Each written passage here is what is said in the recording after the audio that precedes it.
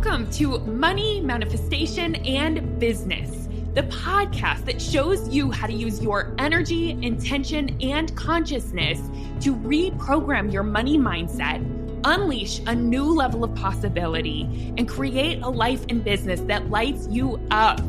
I'm your host, Jamie Berman, and I invite you to join me each week for a dose of inspiration, coaching, and teachings to help you rewrite your money story, create abundance on your terms, and grow your business in a way that's fully aligned for you.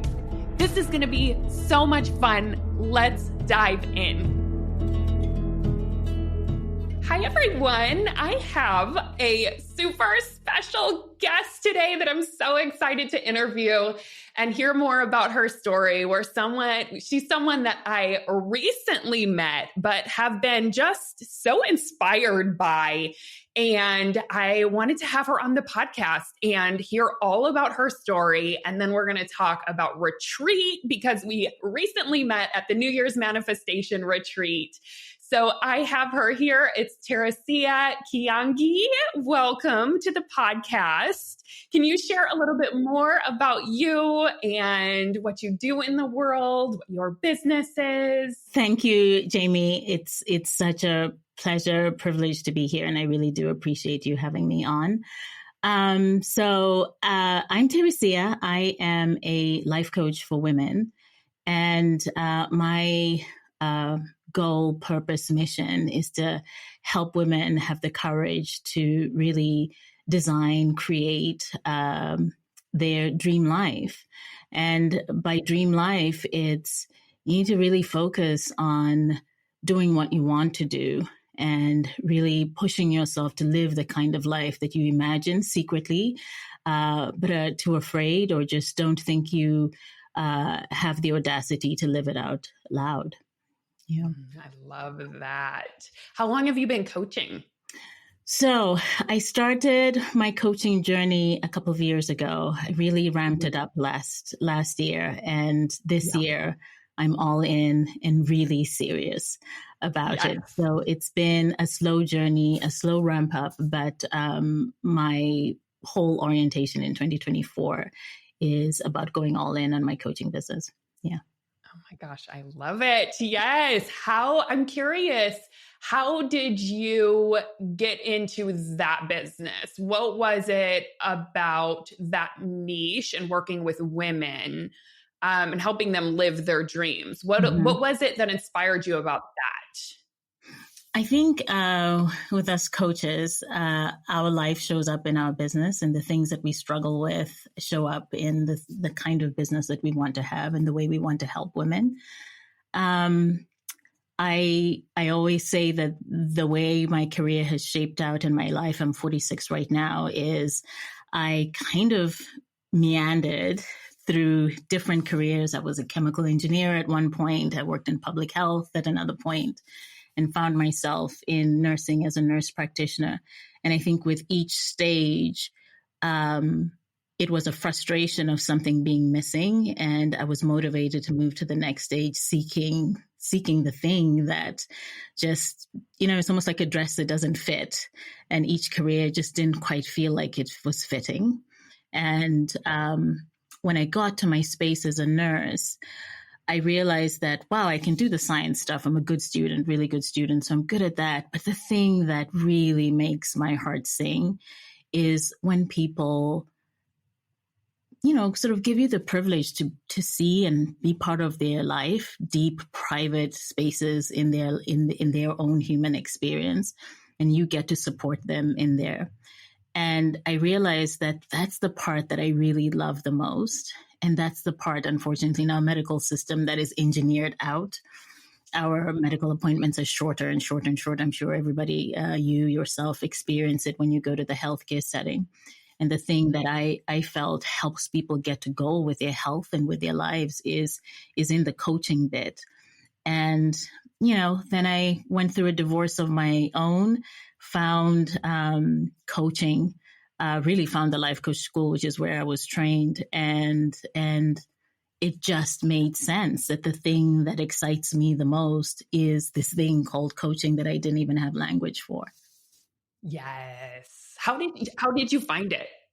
I was married for about 18 years. And when it came to an end, I was really in a horrible place emotionally, to a point where I couldn't even recognize myself. And there was one incident that happened that just jarred me into action, which is when I was like, look, this marriage is not working. You are unrecognizable emotionally. And this is rock bottom. And you got to figure out a way out of it. And I enlisted a group of people. There were some key friends. I was like, no window shopping friends. That's what I said. You people who are here, it's like a board of directors, and you're holding space for me the entire way and helping me get to a place that I recognize. Thank God I have some unbelievable girlfriends that I've known since I was a little girl, since I was 13 years old, that really helped me through that space. So I found podcasting. I literally, at that point, maybe 5 years ago, didn't even know. I mean, I knew of podcasting, but I never really listened to anything. And I was scrolling and just found Brooke Castile on the Life Coach School and just listened and listened and listened. And, that moved to different people. And, then I enrolled in the school. And that's actually when I also first saw you doing some of the webinars in the school. And I remember looking and seeing you and just saying, like I always feel like I stumble, I pay attention to things that just make my insights perk up somewhat, right? And you were one of those people that just made me perk up a little bit. I didn't understand manifestation, but I do know that from a little girl, I've always been guided by intuition, but I didn't know that's what it was called. People will look and say, she's headstrong and she does exactly what she wants to do. And I would always listen to my internal voice when I was younger. I think when I got married and had kids, I dampened that voice a lot. And this part of my life is really coming back to that voice, paying attention to myself and starting to create the life anew for me, which is really what I help women do as well. Yes. Oh my goodness. I love that. And it's so interesting because my story is similar in that I kept trying not different careers, but I went to college for one thing. And then I, went to makeup school and I thought I wanted to be this big freelance makeup artist. And I felt like, okay, there's part of this that's right. And then there's something that's missing within it, right? Like it was like, I got to my dreams, but this is missing a little something. And it sounds similar to you. Whereas, being a nurse practitioner, I'm sure there was a piece of it in there, but like you said, you couldn't fully do what you're here to do within that. And it's so interesting how I do believe we have these little, it's like when you set that intention, like you did with your girlfriends, like you said, and having these strong support around you and set that intention for growth or for evolving or whatever it is, it comes, the teacher arrives, right? So that's so cool that that's how I found coaching, was just almost through the pain of being in something that felt so unaligned. And then coaching was what I found to help me out of that. But then through it, of course, fell in love with it. So I love that so much. And I love that we had a little soul contract, obviously. Yes. Cool.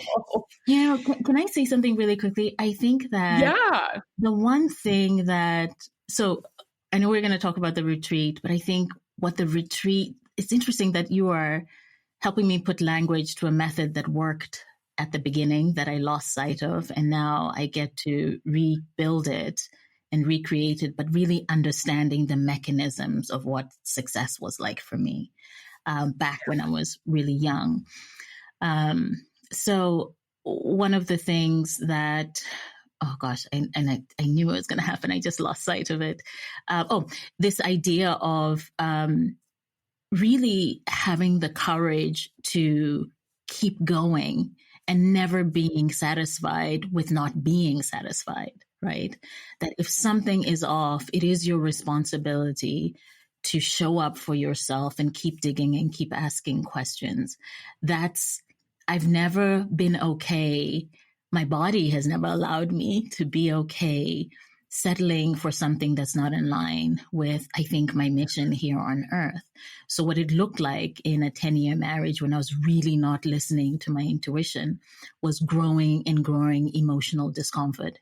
For me, it was anxiety, and then it moves into panic attacks, and then it's just out of control. And I think that is my body just saying, you're not aligned and you got to figure it out, like stop horsing around and figure it out.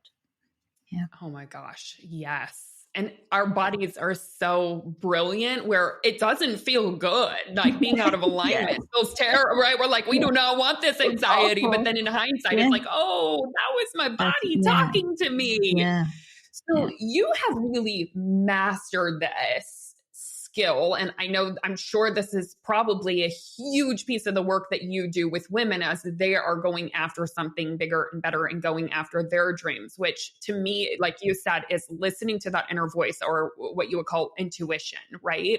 So I want to dive a little bit further into that, especially for those listeners who are in a place that, like where you were, where you said you were out of alignment. You were out of alignment in a career, out of alignment in marriage, maybe not totally sure what was out of alignment, but it was manifesting as anxiety, panic attacks, and something felt off, right? Mm-hmm. Mm-hmm. What is the process? I'm curious for someone who's in that place to start tuning in and start understanding that, or being able to start hearing their intuition. Are you like, what was the process for you? How did that happen? How did you open up to it? So I think I'm going to, before I talk about the process, I think let me mention what it looks like when you're not paying attention. Yeah, that's perfect. Yes. For me, look, I left home at 13. I at 10, I was like, listen, this is not working for me. I'm out. So I am a human that, I'm a woman who is courageous, and I follow my heart, right? But when you start off that young, what I felt by the time I was graduating from college, I grew up in Tanzania, went to boarding school and really fought like I applied as an 11-year-old to go to boarding school. And in that place, just was really lonely and wished I was home, but I was so determined to accomplish what I wanted to do. So the method was kind of off, right? You're following a vision, but I think I didn't really understand as a young child the emotional part and supporting myself emotionally. So what it looked like was finishing college, coming out to the United States, getting a scholarship, going to college for a degree in engineering, away from my family. And what it looked like is really being burnt out at a really young age and not even knowing what that was, right? And so by the time I get this job, I'm with Gillette Company here in Massachusetts, so proud of myself, like you did it. I was so tired, but I didn't recognize that's what it was. Then comes, my ex-husband, and I think that I got married probably for all the wrong reasons when I think about it, because of where I was emotionally at the time. The way I evaluated the person I wanted to settle down with was based on someone who was sort of emotionally exhausted, right? And then you get married, you have kids, and very responsible around my children. Like I love my boys, and I'm so determined to create this life for them. And I take my parenting really seriously, as you can imagine. Very thoughtful, very careful, very firm but kind, and it's an interesting balance. And they teach me so much. And I 100% threw myself into that work, all the while neglecting me. Right? Neglecting my needs, right? And you get so busy, you're really busy. Like the model of parenting here in the United States is not much support. Even when I compare it as an African self, there's really such limited support that it's so easy for women to lose themselves in the day-to-day of just schedules and just doing and doing, that there's no time for yourself. That if you don't actively create a mechanism for you to take care of yourself and pay attention to yourself, your life, especially if you have children, is not going to do it for you, you know? So it's, I think it was, I did the design. When I look back, the way I had designed my life was not one where I had time to really pay attention to my intuition and be guided by what I want to do, and understand that my taking care of me and being on mission for me is not mutually exclusive for my parenting, my ability to love and care for my kids, that I could do both, not at this fast rate, but you could carve out time to pay attention to yourself as an individual, as your needs. So then I think I hit a wall, you know, when you're in the business of doing what you're not emotionally aligned to do, it becomes emotionally difficult. And I'm sure the way I was showing up in my marriage at some point wasn't great. And then you have two people who pull apart, and I'm desperately trying to parent, like I felt like there's that, I think there's some fable, little kid story where there's a little boy with a dam and putting fingers in a dam to try. I felt like all fingers were just desperately trying to just hold this structure, and it just wasn't working until it literally stopped working, right? And I was down and I couldn't do it anymore. So that's my story. But it is not a unique story, because I see this story a lot as a nurse practitioner. I had so many women coming in their 30s, in their 40s, just not sure. And it shows up as anxiety. They feel unsatisfied. And I would sit there listening to them, and I'm treating their issues. But I recognize the similarities in our story, that we are struggling and we just don't know how to make it stop and fix it, because you're supposed to be fixing it while you're juggling things, right? Yeah. While your kids are still growing, kids still have their needs. So how the hell do you carve out space where you can even think? I remember just wanting to be able to think, can everything just stop so I can think and put things together? So, that's how it looks like when you're in disarray and dysregulated, right? As a woman. For me, what change looks like, it's not what I thought it would look like. Looking back, the pace is much slower. The things that you can tackle are much less, right? The lesson I learned is I had been working and operating in a clip that is just not aligned for me. And I'm still learning that. My to-do lists were bigger than I was humanly capable, me, Teresia, an individual Teresia, more than I had the capacity of doing.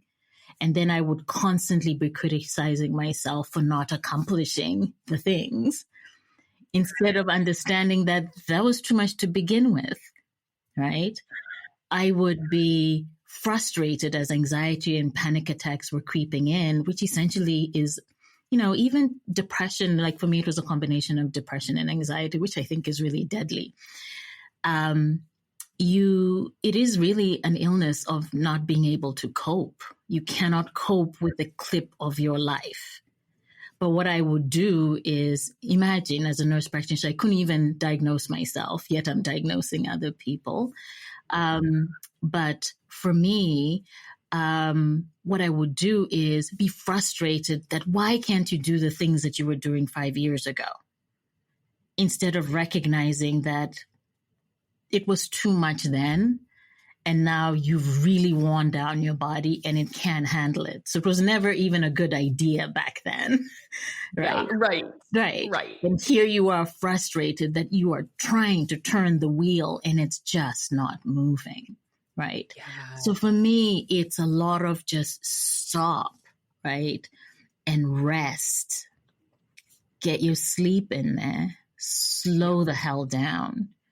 Yeah. Like it looked like not having goals for a little while. Yeah. Like I remember for a while, it was like, all right, we're separating. That's all you're doing this year. And you're divorcing. don't do anything else. But then there's that part of me that's like, what do you mean don't do anything else? This is just really Yeah. Oh, irresponsible. totally. Right. Yeah. Especially coming from that, where I'm sure the momentum was still running, where you're like, wait, what? Like, I can only imagine coming to a halt after being, in that energy with the massive amount of to-dos and being a mom and having a full-time career and, just having that, all the things that you were going through. How was that hard to just rest? It's hard now. You keep coaching me on the same thing.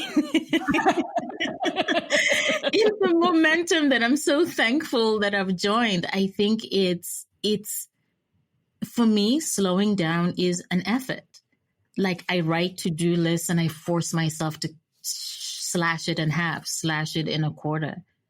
Even for my business, I think that I am doing it again, where I am over ambitious and then whipping myself all the way because I'm not accomplishing this ridiculously ambitious plate, right? Not getting that there is growth in slowness, a lot of growth when you take it slow. Yeah. Yes. Oh my gosh, 100%. And I mean, I know because I coach everyone on this, and I'm also, very much in that conditioning where I consistently have to coach myself into slowing down. This isn't something we were not taught to rest. We were not taught to slow down. It's like more, do more. If you can't, there's something wrong with you. Productivity, which doesn't work. Even if it works, even if it works on what we call the R line, or you get the result or you hit the goal, it does not work energetically. You will get there, but you will be exhausted. And I've been there, you've been there. So I'm curious, as you have consistently been doing this practice of slowing down, resting, I love what you said, cutting the to-do list in half. What have you noticed has changed? So I think what's interesting is when you're in the business of running yourself to the ground, being okay feels really like foreign. Like it feels like there's something wrong, right? When you're so addicted to worry and stress. And, I think when you're doing it so much and that becomes the normal, maybe addiction, being addicted to it isn't the right word. But when you have created a life where it's normal for you to be overstressed, constantly worried and thinking about lack that every day is about what you've not been able to accomplish, right? It feels very strange. It feels like I've done something wrong, that's what it feels like. And me, some of the things I love about what I'm learning with you is this idea of, being able to emotionally regulate yourself, right? And figure out ways to calm yourself down. And for me, it's learning that is okay, that thing that seems so strange and weird, that's actually okay. That's the thing that you want. You want to be calm. You want to be purposeful, right? You don't want to be frazzled, you want to be deliberate. Yeah. Yes. How do you notice things changing either in your business or in terms of how you think differently now, or your creativity, anything? Is there anything that you notice different when you allow yourself to slow down and you as you are calming your nervous system and really reminding yourself that it's safe and it's okay to slow down and it's okay to rest and it's okay to be thoughtful? Do you notice anything changing in terms of your business?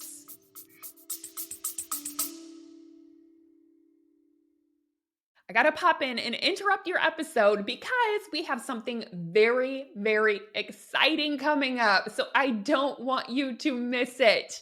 Here it is. The Soulful Six-Figure Mastermind is opening applications on May 1st. So mark your calendar because you do not want to miss this. It only happens twice a year.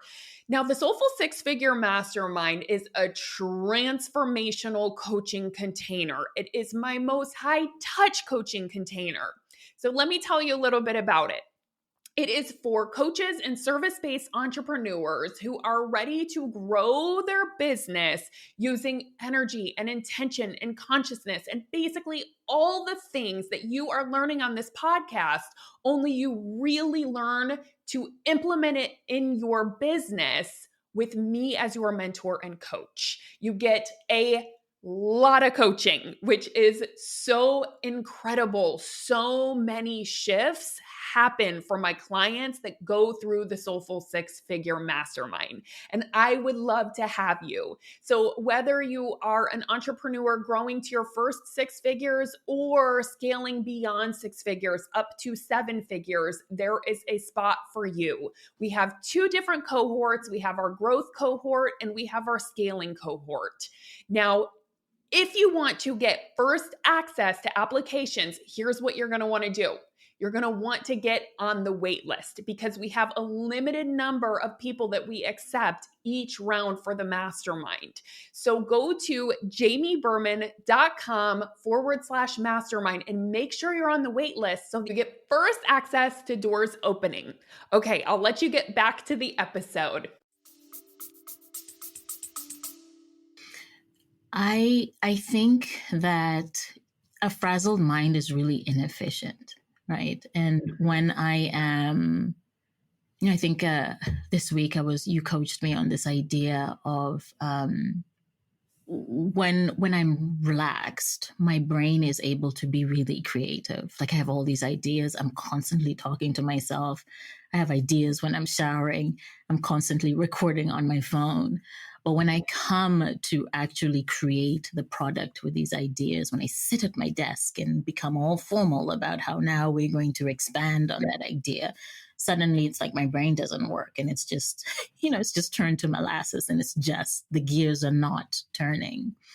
I think the thing that I've learned, and I'm still learning, right? It's something that I still have to practice, and it's something I'm learning from you, that these are active practices that you take, whatever method you choose to keep it present with yourself, be it mantras, etc., is, you figure out your way of keeping it front and present, that this is the thing I'm working on. For me, it's just the constant reminder. It's the same thing. I always like to use the example with my kids because I think I do a good job with my kids. And so when my kids were young and didn't understand something, I'd just redirect. We'd redirect and we'd redirect, right? So I can do it lovingly with my kids, but somehow with me, it becomes, what's wrong with you? Do better, right? And so my method is,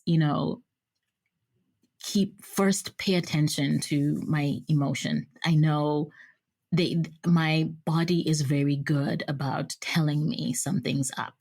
I may not know the thoughts that are creating those feelings, but I do recognize when I'm having feelings, right? So it's just pay attention. If it's not feeling good, then you are responsible for figuring out why, right? Like that alone is a huge game changer. Stop doing stuff that doesn't feel good. Or stop using methods that just don't feel good, right? It may have worked for so-and-so, but if it's not feeling good, don't do it because your body's telling you that's not your thing. That's not your method. Yes. 100%. And I think so many people in business have been just conditioned to believe, oh, I just need to push through that, right? Oh, you know what I mean? And like, I know I did that for years and I ended up burnt out because of it. And I just don't think that it's taught that like you can actually tune in and listen. And if something doesn't feel good, if there's a lot of resistance, you don't have to do it. Mm-hmm. You can slow down and figure out why. It changes everything. Yes, Everything. absolutely. Yeah. So if you were talking to someone who was in a place like you where, let's say they have a business because my audience is entrepreneurs. And let's say that they have been pushing through for years and it doesn't feel fun. It feels heavy. It feels like they're not making traction, but there's a huge list of to-dos. And they know that if they just follow this schedule or do this thing, they feel like they'll be successful, but it just doesn't feel good inside. And there's anxiety and it just, like you said, something feels off. what would you say the first step is before getting to the place of burnout, right? From the wisdom that you've gained, what would you say the first step is to be able to tune into your intuition if someone's in that place? I think for me, the biggest step is always, and again, the my most recent big thing is my separation and divorce. Right, that was a big deal, and I remember the day where I just accepted it's not working. It was an unremarkable day. I kid you not. There was nothing special about that day. It just dawned on me that it really is not working. It's not working. You just be honest and accept it. You haven't failed. You haven't succeeded. It's neutral. It's just not working. And is this the way you want the rest of your life to be? And that just, I call it a reckoning, like really being honest. If you are not getting the kind of results you want, you got to accept that there's something about the way you are approaching it or doing it that's just not working. Doesn't mean you're a bad person. It just means that that's the truth. You know, I'll say this one thing. I remember I journal, not every day, but I tend to journal when I feel very heightened emotions and I don't know what to do with it. The act of writing sort of organizes my thinking. And I found a journal that I wrote 10 years prior in my marriage. And I kid you not, that journal had the same list of things that I didn't like 10 years later when I was about to get divorced. Like to me, I'm like, wow, you wrote them and you spent 10 years of kind of not believing what you were seeing and hoping that some miracle was going to happen. You tried, you did this, yes. But the contrast is just so remarkable to me that it's the same list, it's the same complaints, it's the same thing, but it took 10 years for you really to believe it. And my hope is, as someone who is 46, that the timeline between my truths gets shorter, that I get really much better in being honest. And it's not about calling and cutting and throwing people out of your life. It's just being really like you feel it when it's not working. Like this method is not working. And figure out if go down the path of then figuring out what an alternative can look like, an alternative approach. Yeah. Good. Yes, 100%. I think that's huge. And I think sometimes in the coaching world that both of us were trained in, and I was a coach instructor, so I helped train coaches. And one of the things that I would see is sometimes students unintentionally using coaching ideas against themselves, right? Of like, oh, this is the circumstance, this is the situation, it's my thoughts about it that matter. I just have to change my thoughts, or trying to force some kind of circumstance to work that's not working, right? And then blaming themselves if it's not working. Versus for me, like something that I've learned through this journey, and it sounds similar to you, right? Sometimes it takes us 10 years, sometimes, but then we learn from it, right? And we're like, let's shorten that timeline for sure. Next time something feels off, right? To change the circumstance, that's totally okay, right? And that, for me, it's like I want to choose circumstances or situations that are just easy to have good thoughts about, right? And to me, that's alignment. So, yeah, I think that's huge as the first thing, accepting it and not making it mean anything about you, right? Nothing. It's like, okay, I tried it and it doesn't work. And oftentimes we're given what we don't want so that we can be directed to what we do want. And it helps us understand alignment even more. So that's huge. So step one, acceptance, right? Yeah, absolutely. I will say, the good thing is when I was down and out emotionally, I just didn't have the energy to sort of fight the truth. You just look at it and you're like, okay, You know, you just, when you're down and out, you just, you just don't have the energy to do the kind of rubbish you were doing before. It's You true. just, That's yeah, what happened to me in burnout. Yep. yes. After I hit that first 100K year, and I was like, this is horrible. There's no way to redo. Like, there's just no way I'm redoing this, right? It was like not an option. And the thing is, again, like these are the things that can teach us how to not get to that point where we're just too exhausted to even like care that Mm-hmm. that Yeah. something has to It's like, change. yeah. It's like, Yeah. it's not Yeah. working and I'm not fighting it. Yeah. Yeah. Yes. Yeah. So you mentioned in the beginning that you have this strong inner voice that's led you through the years. Mm-hmm. For you, how do you access that voice? How do you know that's your inner voice? Again, for me, I always use my parenting because I think I approach parenting with a very balanced mind, right? I'm not in the business of trying to be my kid's best friend. This is not like what is that? Like a pageant where I get probably not even a pageant. I'm not comparing. I don't care what other people are doing. I really am focused on these humans that have been brought to me, and how can I parent each in a way that helps them along the journey of being the fully expressing the truth of who they are. And it looks different because they're two different people. So I'm so clear and balanced with the way I approach it. So sometimes when I'm confused about me, I just imagine, all right, if this was one of your kids, what would you do? And then I'm like, oh, okay, yeah, I'm not supposed to be doing that. So with me, intuition, I'm very grounded with that with my kids, right? I just know, like I'm very clear with what it feels. It feels calm.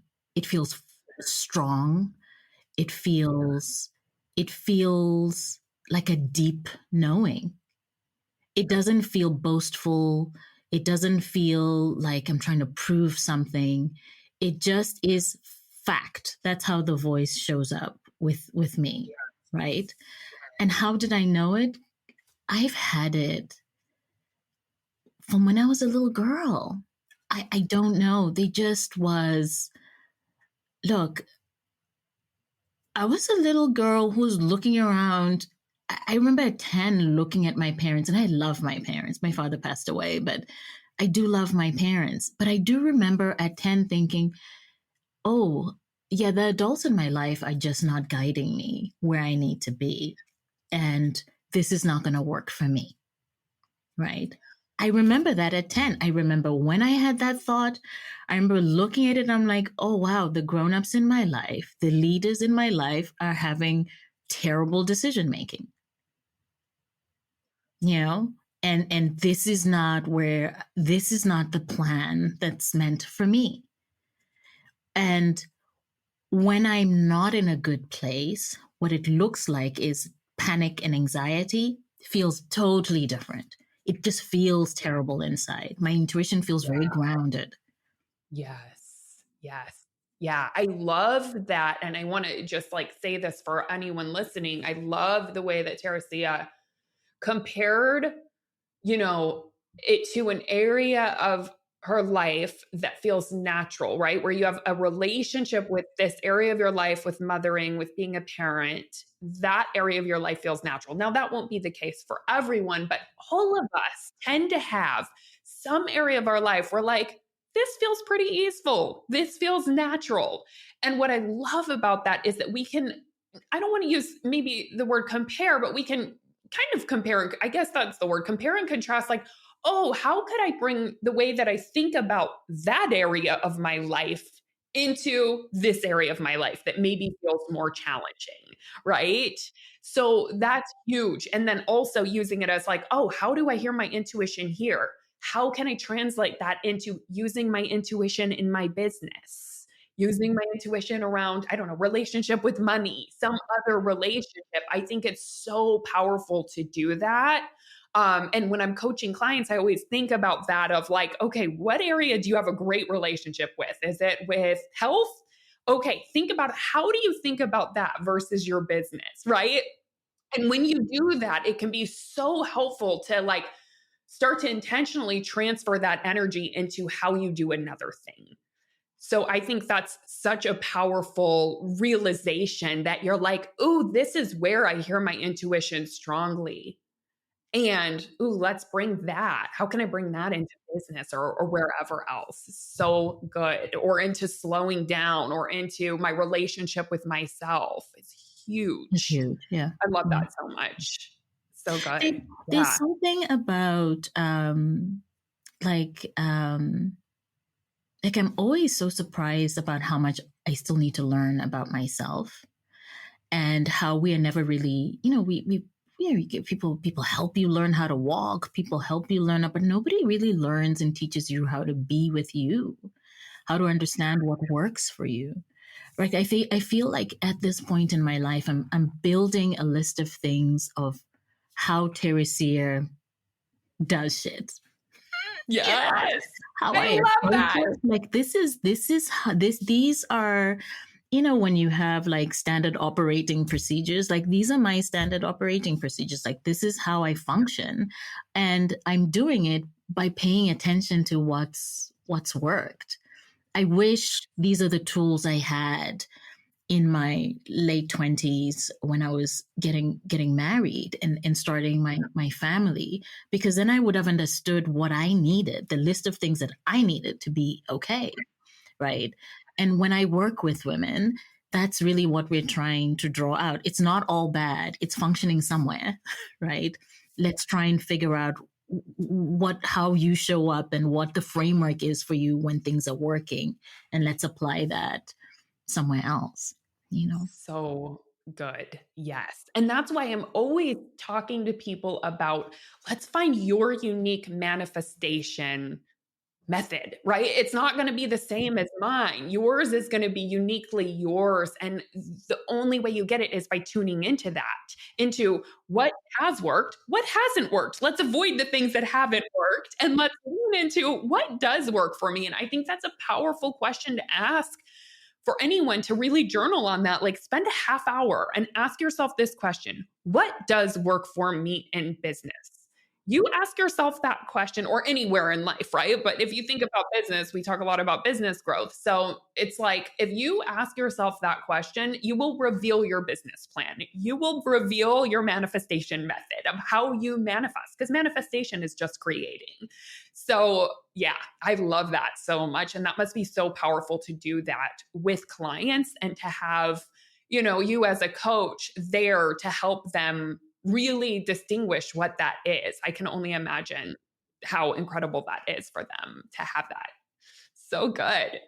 So I would love to dive into retreat because we really only met a month ago. I mean, you met me through, like you said, some webinars. We met physically a month ago. I've been knowing you for several years. Yes, we energetically were connected for several years, but we met in person at the retreat.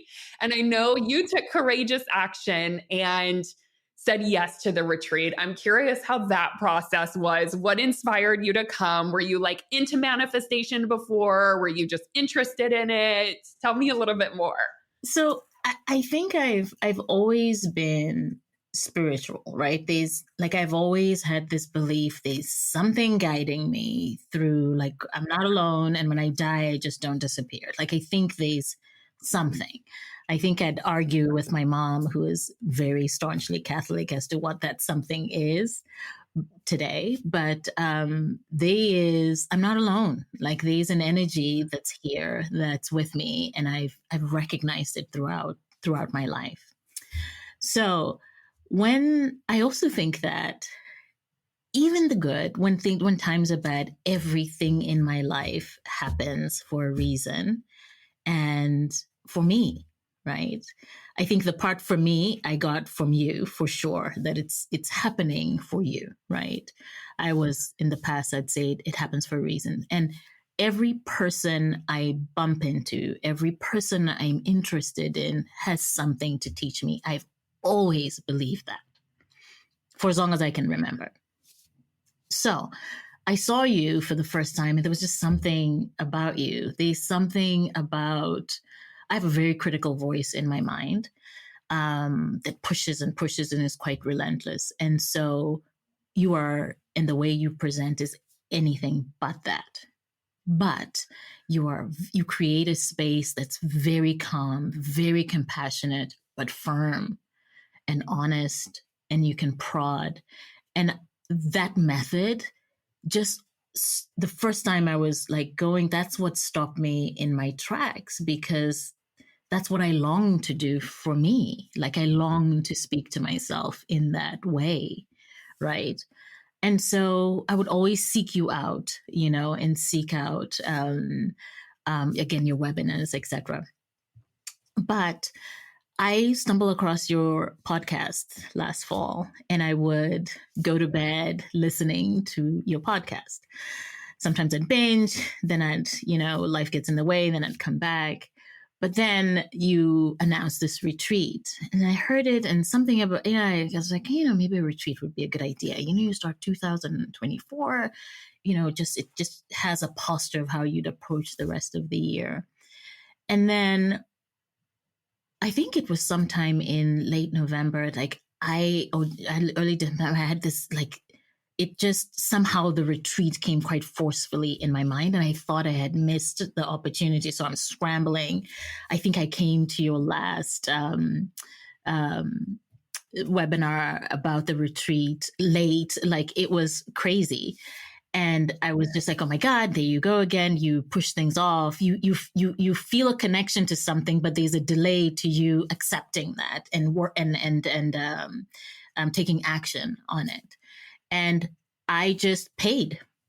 And I typically don't do that. I normally sit and I think and I overthink, and then the opportunity goes. I just paid. I was like, you're going to lock it in. And then I spent all of December thinking, what the hell, you're coming from a vacation, and then a week later you're going to a vacation. I was delaying and booking the flight, I think I was booking all that the weekend before I showed up there, like really dragging my feet. At one point I was saying, well, maybe we're okay just losing it, like it's just the price of this. And I'm like, you're wasting, and like I dragged myself there. And it was everything I had hoped it would be, right? I remember I emailed you really worried about, the room. I'm like older, and I just felt maybe, your people just seemed a lot younger. And I don't know why sometimes age just always comes up for me. But, it comes up for a lot of women at this stage too. And so I remember emailing that to you. And then, my background, I'm this Black woman with an African background. Like, sometimes I'm like, you're going to be in a retreat. It's intimate. Is there going to be space for you? And I remember emailing you, and I remember you had a very beautiful response back. Then I also remember telling myself that, you know what, just go. And this is not the first time you've been the only one, gender, race, African background in a space. And you'll connect with what you need to connect with, and just believe that. And if anything, is a vacation in San Diego. And so I went, and gosh, it was a room with such inspiring women, and I didn't feel out of place. I didn't feel like I didn't belong.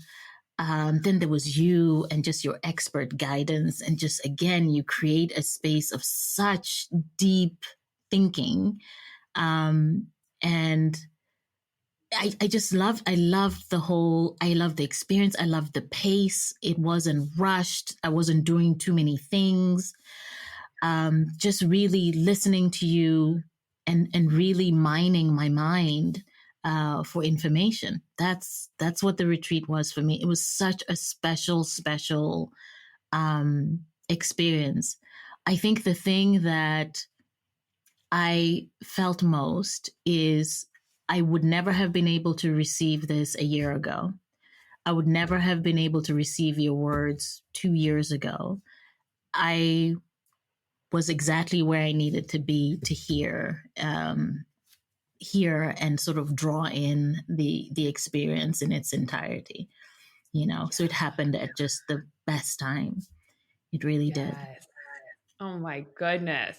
I'm curious, with you being open and ready, which sounds like, I mean, with everything, your intuition led you there to even just sign up, like you said, on the webinar and then go for it. And I know how it is. Every retreat I sign up for, I don't know what it is. But like the week before, I'm like, I don't want to go, even though it sounds really exciting. I'm like, there is so much to do. I don't know. Should I just skip it and take a week? And then every time I go, I'm like, oh my God, I'm so happy I went. Right. So I'm curious what, since you were meant to be there and you were open to receive, what did you know? I mean, and it's a 2-day retreat, so it's not Mhm. long, but it is deep, right? Yeah, It you're doesn't feel like working. just You're working. days. Yeah. Yeah, yeah. So I'm curious what changed within you in those 2 days, because I know I saw a shift. So I remember coming, and I remember I even said it on my first day introduction. I had this visual of like, I feel like I'm ready. I'm ready for my business. I'm ready. Like, I have everything in here to do what I need to do, right? I am already seeing clients. I can see how I impact people. And so I'm just ready to be out there in a different way. But then there's this, I remember describing it as a wall between accessing that part and this other part that is wrapped with fear, like real fear, paralyzing fear, right? Yet I know that I'm ready. So both of those parts were true. When I left the retreat, and just based on coaching that I saw other people get, that I received myself, conversations with these incredible women at your retreat, and hearing people reflect back what they saw of me, right? Like, Teresia, like, are you kidding me? Like we need more of you. I felt that the transformation was, you're in the business of, you're trying to get rid of fear, and you're missing that, like, fear is coming along for the ride. And when you were down and out, what happened is the volume of fear in the form of anxiety, in the form of panic, was all consuming, right? It was like leading and running the show. So the only difference is that you just gotta get fear back down into like the volume it needs to be and not let it run the show. Like, this idea that you're eliminating it is just not true. The full human experience, the full human emotional experience is coming along, right? Your intuition, your strength. And the word for me that I got out of it, remember we had those 3 words, power was one of them. Like, you have this powerful being in you that is going to lead the way. And yeah, you're going to be hell of scared sometimes. And that's okay. Yeah. So it was like I left there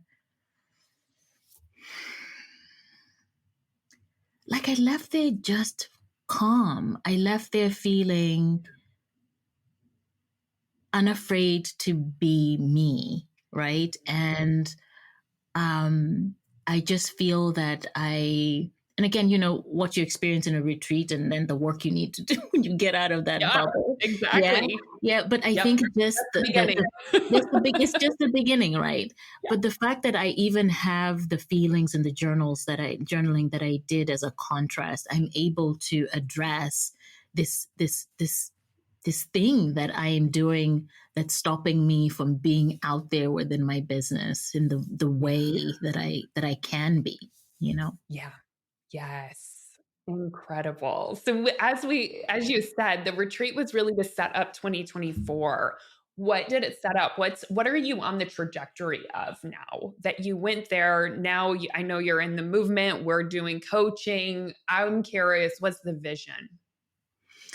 So the vision is, of course, there's always a financial goal. I think this year, financial goals typically for me, I always use them against myself. And so what I'm learning more of is, you've given me language to what, again, I was doing when I was a little child. I had this vision of going to the United States at 18, but at 13, you're not like paralyzed by the idea of applying to college. You're just like trying to go to high school, or Right. trying to go to middle Yep. school. Do you know what I'm saying?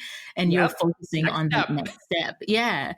And so what I'm feeling right now is, all right, we can have these financial goals, but what's occupying your mind is your next step. That's what you need to busy yourself doing. Don't overwhelm yourself by everything else. Another piece is doing things in a way that's in alignment for me. There are so many ideas. There are people doing so many different things. I hate social media, but I need to figure out a way of doing it in a way that feels good to me, and the frequency of posting and the method of posting will have to be in a way that's okay for me. And I trust that will work, Yep. Yeah. Yes. I love it. So good. This is so great for everyone thinking about, instead of just like jumping to some crazy financial goal, it's like, what is the next step? And how can I do it in a way that's aligned for me? Those two things, it's a game changer. So I'm so excited to see how that unfolds and see the evolution of that. Because again, like, this was just a month ago that we had the retreat. But I was so excited to talk to you because you came in and just blew everyone away. I feel like you just have this calming essence, this wisdom, so much power, so much, like, it's the wisdom. And I'm like, I just got to have you on the podcast. I want to hear you speak more. So Teresia, how can people find you if they want to work with you, if they want to learn how to tune into their intuition and really get into alignment in their life? How can people find you and work with you? So find me through Instagram. My handle is Coaching with Teresia. I do one-on-one coaching with women. I offer a 3-month package and we work together. So really the best and fastest way, if you're interested in working with me, is find me and DM me and through Instagram at Coaching with Teresia, and then we'll take it from there. Yeah. I love it. We'll definitely link that in the show notes, and y'all go follow her. She's amazing. So thank you so much for being here. And this is just the beginning. And thank you for all of your inspiring story. And I feel like there's just so many amazing nuggets of wisdom within this episode. So thank you very much. Just one thing, you attract an incredible group of women. I've been in a few groups, and I really believe it, that your method pulls in really incredible